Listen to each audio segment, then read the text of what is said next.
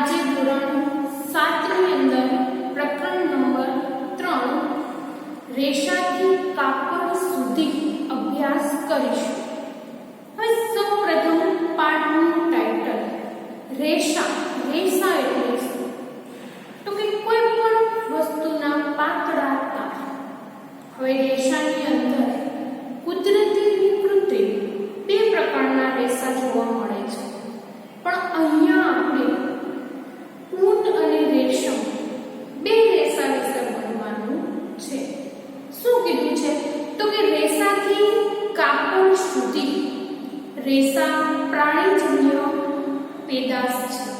હવે ત્યાંથી આપણે જે બજારમાં અવનવા કાપડ મળે છે, આપણે ઘણા બધા સરસ મજાના રંગબેરંગી કાપડ પહેરીએ છીએ, ત્યાં સુધીની આખી સફર અહીંયા આ પાઠમાં આપણે સમજવાનું છે. તો ચલો બધા પોતપોતાનું પાઠ્યપુસ્તક ખોલો. આપણે પાઠની શરૂઆત કરીએ. શરૂઆતની અંદર એવું કીધું છે કે તમે ધોરણ 6 ની અંદર વનસ્પતિના છોડમાંથી કેટલાક રેશા મળે છે એ ભણી ગયા છો. કયા રેશા બાળ મિત્રો? તો કે શણ અને નાળિયેરીના રેશા. અહીંયા શું ભણવાનું છે? તો કે ઊન અને બીજું રેશમ. ઊન કેમાંથી મળે? તો કે આપણને એવો વિચાર થાય કે ઊન તો કે ઘેટામાંથી મળે. એ આપણે બધા સારી રીતના જાણીએ છીએ કે અલગ અલગ પ્રકારના ઘેટાના શરીર ઉપર જે વાળ આવેલા હોય એ કાપી અને પછી એની અંદર પ્રોસેસ કરી અને બજારમાં જે ઊન મળે છે એ આપણે બધા જાણીએ છીએ. બીજું એક છે રેશમ. રેશમ કેમાંથી મળે? તો કે રેશમના કીડામાંથી. આ વસ્તુ આપણે જાણીએ છીએ અને એમાં જ વિસ્તૃત આપણે આ પાઠની અંદર જાણવાનું થશે. એમાં પહેલું જ પોઈન્ટ આપ્યો છે કે પ્રાણી રેશાઓ ઊન અને રેશમ. એમાંનું પહેલું આપણે જોવાનું છે ઊન. ઊન આપણે જાણીએ છીએ ઘેટામાંથી મળે છે, પણ આ ઉપરાંત પણ કેમાંથી મળશે? તો કે બકરા, યાક જેવા પ્રાણી. આ બધામાંથી આપણને ઊન મળે છે. એના ઉપર ઘણી બધી પ્રોસેસ કરી અને ઊનમાંથી આપણે ધાબળા, સ્વેટર કે બીજી ઠંડીથી રક્ષણ આપે એવી અવનવી વસ્તુઓ આપણે પહેરીએ છીએ અને બજારમાં આપણને મળે પણ છે. પણ અહીંયા એવું કીધું છે કે જે તે પ્રાણીના શરીર ઉપર રેશા આવેલા હોય એ કામ શું કરે? તો કે એમની ચામડી ઉપર. આપણે ઉદાહરણ ઘેટા બકરાનું લઈએ તો એમની ચામડી ઉપર આવેલા વાળ શું કામ કરશે? તો કે હવાનું ભરપૂર શોષણ કરશે. હવાને ત્યાં ને ત્યાં જકડી રાખશે. હવે હવા છે બાળકો એ ઉષ્માની મંદ વાહક છે. એટલે શું કહી શકાય? તો કે ઠંડા પ્રદેશમાં જો આવા કોઈ પણ પ્રાણીઓ વસતા હોય તો ત્યાં તેમને ઠંડીથી સંપૂર્ણ રક્ષણ આ જે ઉપરના ભાગે આવેલી રૂવાટી છે એ એમને આપે છે. બીજું કે બજારની અંદર જે ઊન મળે છે બધા જ ઊન પ્રાણીજન્ય હોય એવું જરૂરી નથી. કારણ શું? તો કે અત્યારના આધુનિક સમયની અંદર અવનવા પ્લાસ્ટિકથી માંડીને બીજા ઘણા બધા એવા પદાર્થો છે કે જેમાંથી ઊન જેવા રેશા બનાવી શકાય છે. પણ આપણે અહીંયા જે વાત કરીએ છીએ એ કુદરતી રેશાની, એટલે કે પ્રાણીજન્ય રેશા કે જે આપણને ઊન સ્વરૂપે મળે છે. હવે ઘેટાની અલગ અલગ જાત હોય છે. હવે એ જાતની અંદર ઘેટાના દાઢીના વાળ અને શરીર ઉપર આવેલા વાળ બંનેની મુલાયમતા અલગ અલગ હોય છે. એમાં પહેલું આપણે જોઈએ કે દાઢીના ભાગમાં કેવા વાળ હોય? તો કે બરછટ વાળ. અને બીજું શરીર ઉપર આવેલા વાળ કેવા હોય? તો કે એકદમ સુવાળા અને મુલાયમ. હવે આવી ઘણી જ જાત આપણને જોવા મળે છે. એમાં પણ ખાસ કરીને એમને જ સ્વીકારવામાં આવે છે કે જે પિતૃ સંવર્ધનથી સરસ મજાની સુવાળી રૂવાટીવાળા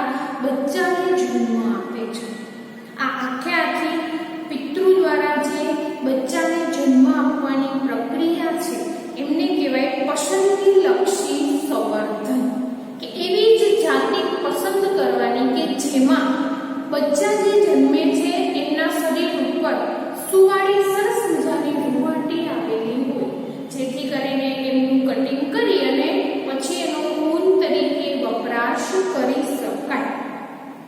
એના પછી આપ્યું છે ઊન આપવા વાળા પ્રાણીઓ. હવે કયા કયા પ્રાણીઓ ઊન આપે છે? આપણે જે હમણાં બે ત્રણ નામ જોયા કે ઘેટા, બકરા, યાક વગેરે, પણ એ ઉપરાંત પણ ઘણા બધા પ્રાણીઓ એવા છે કે જે ઊન આપે છે. એ કેના ઉપર આધાર રાખે તો કે જે તે પ્રદેશને અનુલક્ષીને એ ઊન આપતા પ્રાણીઓ ત્યાં વસવાટ કરે છે. એમાં આપણને આપેલું છે કે અલગ અલગ દેશની અંદર અલગ અલગ આવી ઊન આપતી પ્રાણીની ઓલાદો જોવા મળે છે. એમાં જે તિબેટ તથા લડાખ જેવા પ્રદેશમાં કોણ ઊન આપે તો કે યાક નામનું પ્રાણી.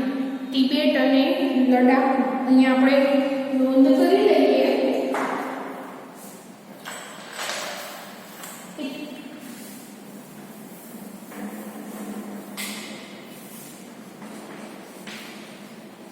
તિબેટ અને લડાખ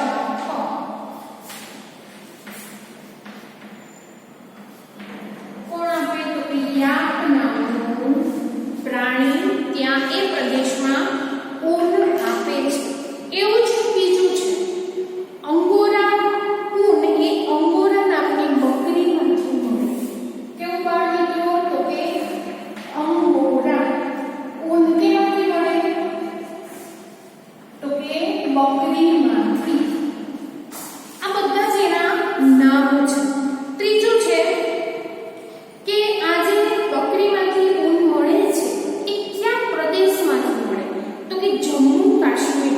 કારણ કે પહાડી પ્રદેશમાં જે બકરી જોવા મળે છે એવો પ્રદેશ અહીંયા એક ઉદાહરણ તરીકે આપેલો છે કે પહાડી પ્રદેશમાં કેવું મળે, પહાડી પ્રદેશમાંથી કયો પ્રદેશ આપ્યો છે તો કે જમ્મુ કાશ્મીર. ત્યાંથી આપણને અંગોરા નામનું એક બકરીનું નામ છે. એ ઊનમાંથી આપણને અહીંયા સરસ મજાનું કપડાં બનાવી શકાય, વણી શકાય એવું ઊન જોવા મળે છે. બીજું કીધું છે કે બકરીના વાળમાંથી પણ ઊન મળી શકે. આપણે અહીંયા ઘેટાની વાત કરી કે શરીર ઉપરની જે ચામડી છે એમાંથી ઊન મળે છે, પણ એવું બકરીનું કીધું છે કે અહીંયા આપણે એક ઉદાહરણ જોયું. અને બીજું શું કીધું તો કે બકરીના વાળમાંથી પણ ઊન પ્રાપ્ત કરી શકાય. કાશ્મીરી બકરીઓ વડે, કાશ્મીરના પ્રદેશમાં જે બકરીઓ હોય છે એમાંથી જે ઊન મળે છે એ એકદમ સુવાળું ઊન હોય છે. અને કેમાં વપરાય તો કે પશ્મિના નામની શાલ બનાવવા. સુવાળી સરસ મજાની પશ્મિના નામની પાતળી શાલ એમાંથી બનાવી શકાય. પશ્મિના છે એ શું છે તો કે શાલનું નામ.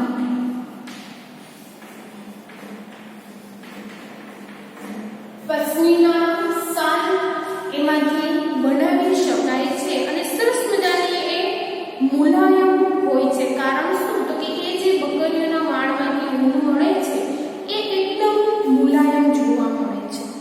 આ ઉપરાંત બીજું સરસ મજાનું આપ્યું છે કે ઊંટના શરીરના વાળનો પણ ઊન તરીકે ઉપયોગ કરી શકાય.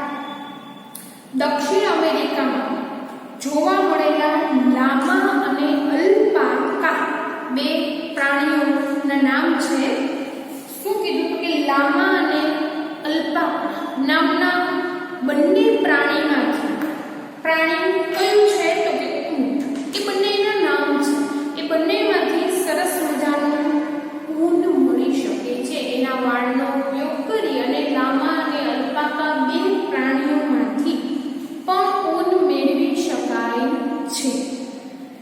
ત્યારબાદ બાળ મિત્રો એક પ્રવૃત્તિ આપેલી છે જે તમારે ઘરે જાતે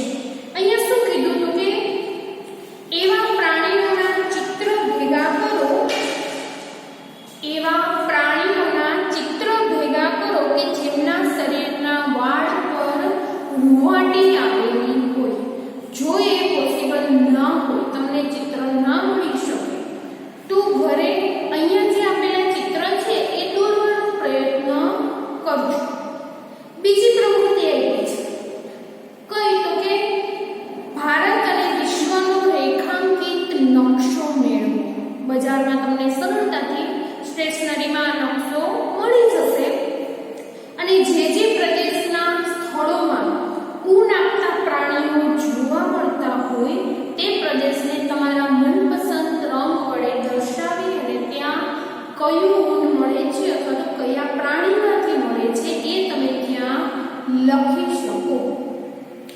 ત્યારબાદ જોઈએ રેસાઓમાંથી ઊન.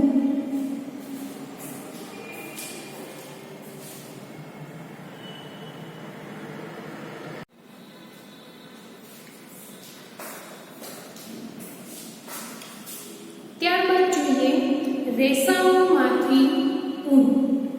આપણે વાત કરી અગાઉ કે ઘેટાના ઉપરની ચામડીમાંથી અને આવા બીજા ઘણા બધા પ્રાણીઓ કે જેમની ઉપરની ચામડીમાંથી જે રૂવાટી સ્વરૂપે વાળ આવેલા હોય એને કાપી લેવામાં આવે છે અને ત્યારબાદ એમાંથી ઊન મેળવવામાં આવે છે. હવે અહીંયા આપણે શું વાત કરવાની તો કે રેસામાંથી ઊન કઈ રીતના બની શકે એમાં પહેલો જ મુદ્દો આપી દીધો છે કે ઘેટાનું પાલન અને સંવર્ધન. સંવર્ધન એટલે એક પ્રકારનું ઉછેર આપણે કહી શકીએ કે જે જાતિના ઘેટા આપણે જોઈએ છે એ પ્રમાણે તેનો ઉછેર કરવામાં આવે. અહીંયા આપેલું છે કે જમ્મુ કાશ્મીર, હિમાચલ, ઉત્તરાખંડ એ ઉપરાંત અરુણાચલ પ્રદેશ અને સિક્કિમ જેવા પહાડી વિસ્તારમાંથી જ્યારે તમે મુસાફરી કરતા હોય ત્યારે તમે ઘણા બધા પ્રાણીઓને ઘેટા જેવા પ્રાણીઓને ચરતા જોયા હશે. એ લોકો શું કરે તો કે એમને ઊન મેળવવા માટે એમનો ઉછેર કરવામાં આવે છે. હવે એવો પ્રશ્ન થાય કે તો એ ઘેટા ખોરાકમાં શું લેતા હશે તો કે આપણે બધા જાણીએ છીએ કે ઘેટા મુખ્યત્વે ઘાસ ખોરાક તરીકે ઉપયોગ કરે છે, પણ એ ઉપરાંત ઘેટાને ઉછેરનારા જે પણ વ્યક્તિઓ હોય છે એને દાણનું પાણી, મકાઈ, જુવાર, ખોળ વગેરે વસ્તુમાંથી તેલ કાઢી લીધા બાદ તેનો ખોરાક તરીકે ઉપયોગ કરવામાં આવે છે. બીજું આપેલું છે કે પાંદડા, સૂકો કોઈ પણ જાતનો કચરો જે આપણે ચારો કહીએ છીએ કે સૂકા પાંદડા જે હોય એનો ચારો એ પણ એ ખોરાક તરીકે ઉપયોગમાં લઈ શકે છે. ત્યારબાદ ઘેટા કઈ જાતિ અને કયા રાજ્યમાંથી મળે છે એનું સરસ મજાનું કોષ્ટક આપેલું છે જે આપણે અહીંયા જોઈએ. એ જોતા પહેલા આપણે એક વસ્તુ જોઈ લઈએ કે આપણે અગાઉ જે વાત કરી કે ઘેટાનું પસંદગીલક્ષી સંવર્ધન એટલે શું, ફરી પાછું યાદ કરીએ કે પસંદગીલક્ષી એટલે શું તો કે જેવા ઘેટાનું ઊન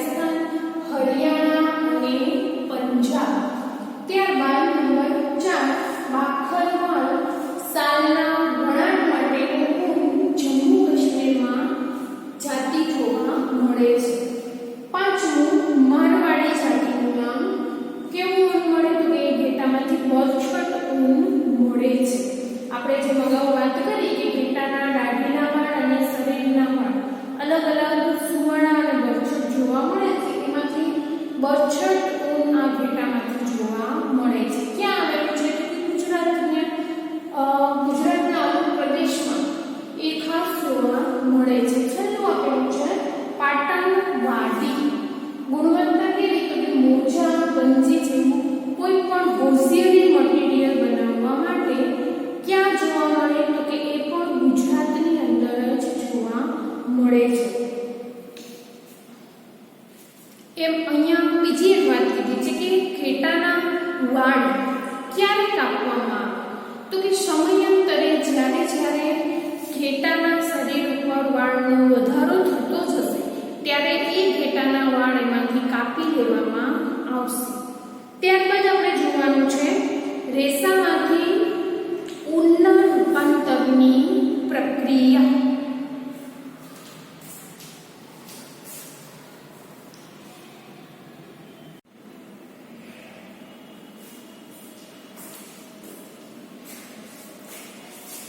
ત્યારબાદ જોઈએ રેસામાંથી ઊન બનવાની પ્રક્રિયા, ઊનમાં રૂપાંતર થવાની પ્રક્રિયા.